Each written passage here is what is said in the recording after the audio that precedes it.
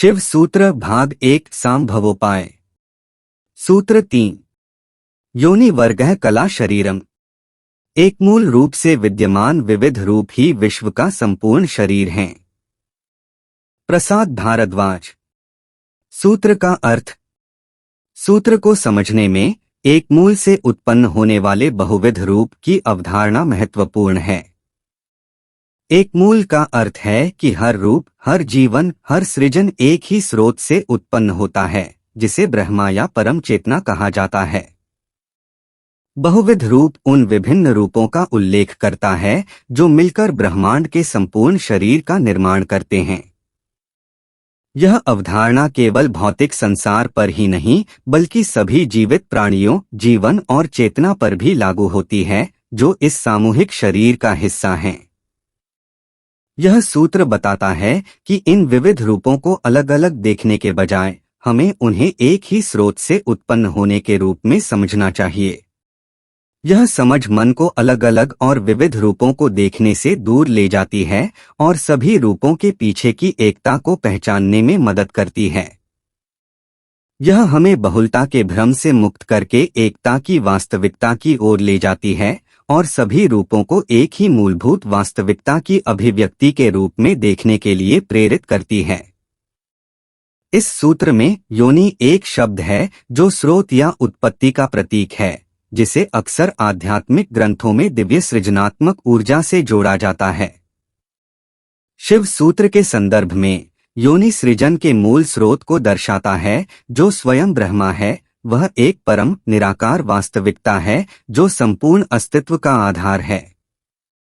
उपनिषदों, विशेष रूप से मुंडक उपनिषद में ब्रह्मा को ब्रह्मा योनिम के रूप में वर्णित किया गया है, जिसका अर्थ है कि संपूर्ण सृष्टि ब्रह्मा से उत्पन्न होती है और उसी में विलीन हो जाती है।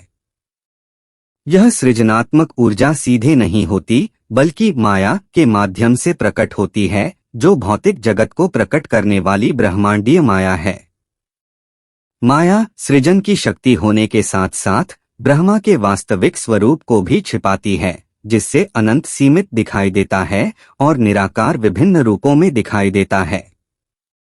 वर्गः तत्वों या सृजन के सिद्धांतों को संदर्भित करता है।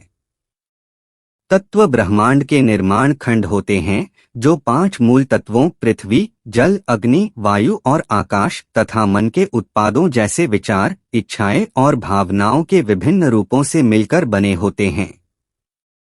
ये तत्व ब्रह्मांड की संरचना का निर्माण करते हैं और माया के संचालन के माध्यम होते हैं। माया और भौतिक जगत। माया वह शक्ति है जो इन तत्वों को भौतिक जगत में प्रकट करती है, जिससे विविधता और विभाजन का भ्रम उत्पन्न होता है। शिव सूत्र के पहले सूत्र ने ब्रह्मा के रूप में अपनी वास्तविक प्रकृति को पहचानने के लिए चेतना की शुद्धता बनाए रखने के महत्व पर जोर दिया। दूसरे सूत्र ने ज्ञान की शुद्धता पर ध्यान केंद्रित किया, साधकों को इंद्रिय ज्ञान से परे जाकर आध्यात्मिक ज्ञान प्राप्त करने का आग्रह किया। यह तीसरा सूत्र अज्ञान के स्रोत और इसके द्वारा उत्पन्न बंधन की ओर ध्यान केंद्रित करता है। कला का अर्थ है प्रक्रिया और शरीरम का अर्थ है शरीर। इस प्रकार कला शरीरम का अर्थ है वह प्रक्रिया जिसके माध्यम से भौतिक जीवन प्रकट होता है। यह प्रक्रिया माया से स्वाभाविक रूप से जुड़ी हुई है, जो आत्मा को जन्म, मृत्यु और पुनर्जन्म के चक्र, जिसे संसार कहा जाता है, में बांधती है। इस संदर्भ में भौतिक जीवन को ही बंधन के रूप में देखा जाता है। भौतिक शरीर और इंद्रियों के अनुभव माया की उपज हैं, जो आत्मा की वास्तविक प्रकृति को छिपाते हैं और उसे सांसारिक अस्तित्व में उलझाए रखते हैं। ब्रह्मा और बंधन। ब्रह्मा, जो अंतिम सत्य है, केवल शुद्ध चेतना की अवस्था में ही साक्षात हो सकता है। दूसरी ओर बंधन उन अशुद्धियों से उत्पन्न होता है जो इस शुद्ध चेतना को प्रभावित करती हैं, जिससे व्यक्ति की अपनी वास्तविक प्रकृति की समझ धुंधली हो जाती है। यह सूत्र इस बंधन के कारणों की पड़ताल करता है और पिछले सूत्र से जुड़ता है, जिसमें मल या प्राकृतिक अशुद्धियों को इसका मूल कारण बताया गया था। कश्मीर शैव दर्शन की एक महत्वपूर्ण पुस्तक स्पंदकारिका I.9 इस मल की अवधारणा पर विस्तार से चर्चा करती है। यह मल को एक सांसारिक व्यक्ति की विकृति के रूप में वर्णित करती है जो उनकी अपनी अशुद्धियों के कारण होती है, जिससे कर्म और वस्तुओं वर्गह से लगाव उत्पन्न होता है। जब इन अशुद्धियों को हटा दिया जाता है तो व्यक्ति की वास्तविक प्रकृति ब्रह्मा के रूप में प्रकट होती है। मल को दो प्रकारों में विभाजित किया गया है। एक कर्म मल, यह अशुद्धि मानसिक और शारीरिक क्रियाओं से संबंधित होती है। यह इच्छाओं से प्रेरित होती है और माया की रचनाओं के प्रति आत्मा के लगाव के लिए जिम्मेदार होती है। कर्म मल आत्मा को कर्मों के संस्कारों के संचय के माध्यम से भौतिक संसार से बांधता है। ये संस्कार व्यक्ति के विचारों, कार्यों और इच्छाओं को प्रभावित करते हैं। ये संस्कार पिछले जन्मों से चले आ रहे हैं जो जन्म और पुनर्जन्म के चक्र को बनाए रखते हैं और आत्मा को संसार में फंसा कर रखते हैं। जब व्यक्ति कर्म मल से मुक्त हो जाता है तो वह सांसारिक अस्तित्व से ऊपर उठकर उच्च ज्ञान की अवस्था में पहुंच जाता है, या ये कहें कि ज्ञानी बन जाता है जिसने आत्मा को पहचान लिया है। दो मायीय मल, यह अशुद्धि सीमाओं का कारण बनती है और ब्रह्मा को साक्षात करने में मुख्य बाधा होती है। हालांकि ब्रह्मा अनंत और सर्वव्यापी है, मायीय मल व्यक्ति की चेतना को सीमित कर देता है, जिससे ब्रह्मा सीमित और खंडित प्रतीत होता है। मायीय मल के प्रभाव में व्यक्ति द्वैत के दृष्टिकोण से संसार को देखता है। जहां केवल एकता होती है वहां वह विभाजन देखता है। यह अनेकता का भ्रम ही मायीय मल का सार है। ब्रह्मा सभी रूपों की मूलभूत वास्तविकता होने के बावजूद माया के प्रभाव के कारण व्यक्ति विभिन्न रूपों और आकारों के बीच भेद करता है और ब्रह्मा में उनकी एकता को पहचानने में असफल रहता है। मुक्ति का मार्ग। कर्म मल और माया मल का संयुक्त प्रभाव आध्यात्मिक प्रगति में एक महत्वपूर्ण बाधा के रूप में कार्य करता है।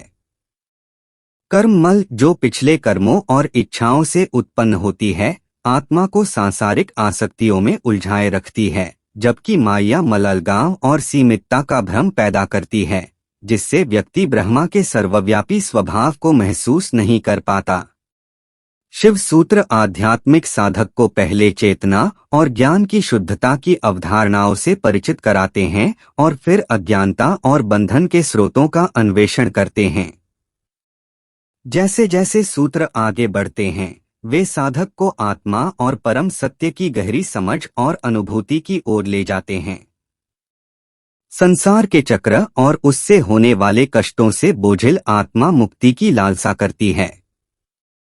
मुक्ति या मोक्ष केवल माया और कर्म और माया मलों की अशुद्धियों द्वारा लगाए गए प्रतिबंधों को पार करके ही प्राप्त की जा सकती है। इसके लिए आत्मजांच, ध्यान और पवित्र ग्रंथों और एक अनुभवी शिक्षक के मार्गदर्शन सहित एक समर्पित आध्यात्मिक अभ्यास की आवश्यकता होती है। अंतिम लक्ष्य उन अशुद्धियों को भंग करना है जो शुद्ध चेतना को अस्पष्ट करती हैं और अपनी सच्ची प्रकृति को ब्रह्मा के रूप में महसूस करना है। यह अनुभूति जन्म और मृत्यु के चक्र से मुक्ति लाती है और दिव्य के साथ शाश्वत आनंद और एकता का अनुभव कराती है। अंत में यह सूत्र आत्मा को भौतिक संसार से बांधने वाली अशुद्धियों को पहचानने और उन्हें दूर करने के महत्व पर जोर देता है। इन अशुद्धियों और बंधन की प्रक्रिया की प्रकृति को समझकर साधक को मुक्ति के मार्ग की ओर निर्देशित किया जाता है, जहां आत्मा की सच्ची प्रकृति को ब्रह्मा के रूप में महसूस किया जाता है। प्रिय दिव्य आत्माओं, इन शिव सूत्रों के माध्यम से हमारी आध्यात्मिक समझ की यात्रा को अगले सूत्र के वीडियो के साथ जारी रखें। तब तक शंभवोपाय के तीसरे सूत्र योनि वर्गः कला शरीरम में वर्णित विषयों की गहरी समझ प्राप्त करने का प्रयास करें। जय गुरुदेव। सभी दिव्य आत्माओं को शांति और प्रेम का आशीर्वाद। देखने और समझने के लिए धन्यवाद। प्रसाद भारद्वाज। लाइक करें, सब्सक्राइब करें और अपने प्रियजनों के साथ शेयर करें। भविष्य के पोस्ट सुझावों के लिए घंटी आइकन दबाना न भूलें। भविष्य के वीडियो के लिए चैतन्य विज्ञानम आध्यात्मिक ज्ञान यूट्यूब चैनल पर बने रहें। प्रसाद भारद्वाज।